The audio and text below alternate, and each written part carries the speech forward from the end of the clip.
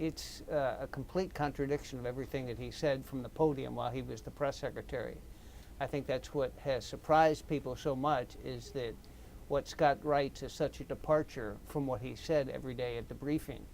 You know, which version is the truth? You have to step back and ask yourself. The press secretaries who have written books, Larry Speaks wrote a book about Ronald Reagan and acknowledged that he actually put words in Reagan's mouth. He made up whole stories that were supposedly things that Reagan said, when in fact it was Speaks who made them up.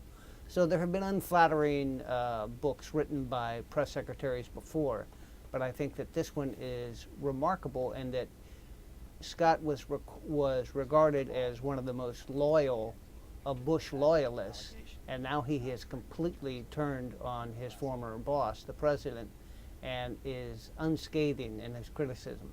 If you see the statements that are coming out today, from people who worked here with Scott, they're stunned. It is definitely not what he was saying from the podium during his time as press secretary, but those of us who talked to Scott when he was off stage remember at least a few more shades of gray in what he was saying at the time, especially as related to the situation in Iraq. He was not always pushing the "everything is fine, everything is rosy, and we will find the weapons of mass destruction" line.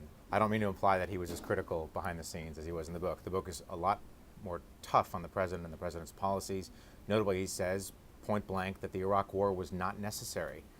That's a very, very sizable departure from what you hear from this White House even today. It's definitely a mixed picture from someone that we all remember as very, very, very loyal to the president.